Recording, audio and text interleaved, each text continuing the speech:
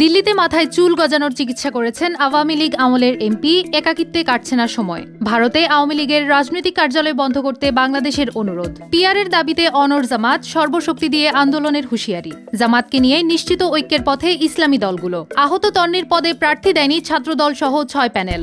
BFIU প্রধান শাহিনুলের বিরুদ্ধে শাস্তিমূলক ব্যবস্থা নিচ্ছে সরকার। আমি দায়িত্ব নেওয়ার পর 12টা হাতি মরে গেছে বললেন রিজওয়ানা। শাহজালালে বিমানের 10টি নতুন টায়ার চুরি। দিল্লিতে মাথার চুল গজানোর চিকিৎসা করেছেন ঢাকার সাবেক পলাতক এমপি। এমন খবর দিয়েছে সে দেশেরই একটি পত্রিকা দ্য প্রিন্ট। তারা কি করছেন, কিভাবে জীবনযাপন করছেন সেগুলো প্রতিবেদনে তুলে ধরা হয়েছে। এর মধ্যে ঢাকার এক তরুণ সাবেক এমপি জানিয়েছেন তিনি বাংলাদেশ থেকে পালিয়ে যাওয়ার পর বেকার হয়ে গেছেন। কলকাতার নিউ টাউনের 2BHK এর একটি অ্যাপার্টমেন্টে একাই থাকছেন তিনি। যেহেতু কোনো কাজ নেই তাই নিজের টাক মাথার চুল গজানোর চিকিৎসা করতে গত জানুয়ারিতে দিল্লি গিয়েছিলেন। সংবাদ মাধ্যমটির সঙ্গে সরাসরি কথা বলেছেন সাবেক তথ্য ও সম্প্রচার প্রতিমন্ত্রী এ আরাফাত। এছাড়া সাবেক স্বরাষ্ট্রমন্ত্রী আসাদুজ্জামান খান কামাল ভারতে কি করছেন সেটিও এই প্রতিবেদনে উঠে এসেছে। ভারতের মাটিতে নিষিদ্ধ আওয়ামী লীগের রাজনৈতিক কার্যালয় অবিলম্বে বন্ধ করে দিতে দিল্লিকে অনুরোধ করেছে বাংলাদেশ। 20 আগস্ট পররাষ্ট্র মন্ত্রণালয়ের এক বিবৃতিতে এই অনুরোধ করা হয়। বিবৃতিতে বলা হয়, ভারতের রাজধানী দিল্লি এবং কলকাতায় নিষিদ্ধ রাজনৈতিক দল বাংলাদেশ আওয়ামী লীগের অফিস স্থাপনের খবরে বাংলাদেশ সরকারের দৃষ্টি আকর্ষণ হয়েছে। ভারতের মাটিতে আওয়ামী লীগের নেতৃত্ব কর্তৃক ক্রমবর্ধমান বাংলাদেশ বিরোধী কার্যকলাপের অংশ হিসেবে এই ঘটনা ঘটেছে। মানবতা বিরোধী গুরুতর অপরাধের কারণে বাংলাদেশের বেশ কয়েকটি ফৌজদারি মামলায় পলাতক আওয়ামী লীগের অনেক সিনিয়র নেতা ভারতীয় ভূখণ্ডে রয়েছেন। পিআর পদ্ধতিতে নির্বাচনের দাবিতে অনড় জামাত, সর্বশক্তি দিয়ে আন্দোলনের হুঁশিয়ারি দলটির নেতাদের। দেশের অন্যতম প্রধান দল জামাতে ইসলামী জাতীয় নির্বাচনে প্রাপ্ত ভোটের ভিত্তিতে সংসদের উচ্চ ও নিম্নকক্ষে পিআর পদ্ধতি চায়। পিআর ছাড়া নির্বাচন হলে আন্দোলনের ঘোষণা দিয়েছে দলটি। জামাতে ইসলামের দাবি, পিআর পদ্ধতি চালু হলে জনগণের ক্ষমতায়ন হবে, এর ফলে দুর্নীতি কমবে। দলটির নায়েবে আমির অধ্যাপক মুজিবুর রহমান বলেন, পিআর পদ্ধতি ছাড়া ভালো নির্বাচন হবে না, ফলে আমরা যতদূর সম্ভব তা বাস্তবায়ন করার চেষ্টা করব। সর্বশক্তি দিয়ে সে চেষ্টা করবে জামাত। আরেক নায়েবে আমির ডাক্তার সৈয়দ আব্দুল্লাহ মোহাম্মদ তাহের বলেন, অন্তর্বর্তী সরকার এরই মধ্যে উচ্চকক্ষে সংখ্যানুপাতিক নির্বাচনের প্রস্তাব দিয়েছে, কিন্তু আমরা উচ্চকক্ষের পাশাপাশি নিম্নকক্ষেও পিআর পদ্ধতি চাই, কারণ নিম্নকক্ষে না হয়ে উচ্চকক্ষে পিআর হলে এর তেমন প্রভাব থাকবে না। জামাতের শীর্ষ নেতারা বলছেন, গণ অভ্যুত্থানের স্বপ্ন পূরণ করতে হলে নির্বাচনের আগে সংস্কার প্রস্তাব বাস্তবায়ন করতে হবে। তাই জুলাই সনদ বাস্তবায়নে গণপরিষদ নির্বাচনের পক্ষে দলটি।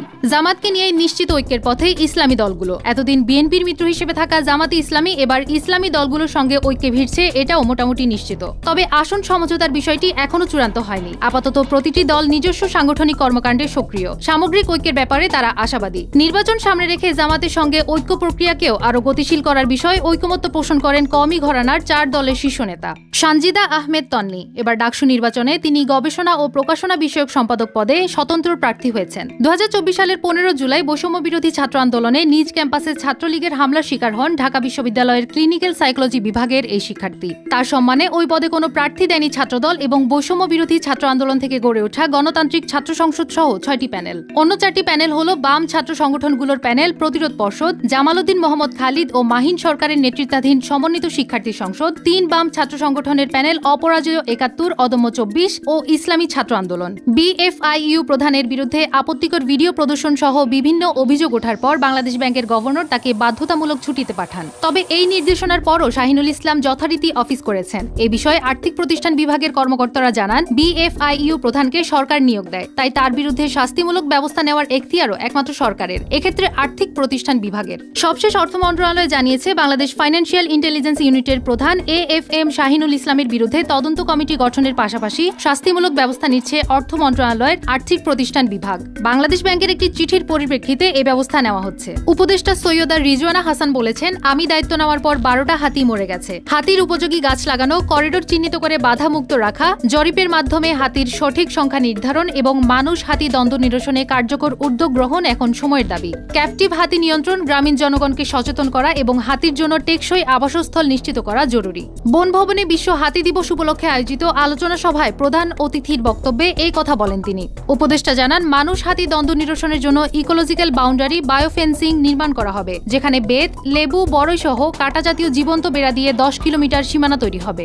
শাহজালাল আন্তর্জাতিক বিমানবন্দর থেকে বিমান বাংলাদেশ এয়ারলাইন্সের উড়োজাহাজের 10টি নতুন টায়ার চুরি হয়েছে। এ ঘটনায় বিমানবন্দর থানায় সাধারণ ডায়েরি করেছে বিমান। এছাড়া জড়িতদের খুঁজে বের করতে তদন্ত করছে প্রতিষ্ঠানটি। ওই জিডিতে বলা হয় 16 আগস্ট সন্ধ্যা 6টা 20 মিনিটে বিমান বাংলাদেশ এয়ারলাইন্স মালিকানাধীন 10টি আনসার্ভিসেবল টায়ার শাহজালাল আন্তর্জাতিক বিমানবন্দর থেকে খুঁজে পাওয়া যাচ্ছে না। তখন Biman Bangladesh airlines material management supervisor Mohammad Arman Hossain ও স্টোর হেল্পার শামসুল হককে জিজ্ঞাসাবাদ করা হয়। তারা জানান তারা একজনের যোগসাযোগে বিমানের ওই 10টি টায়ার সরিয়ে ফেলেন।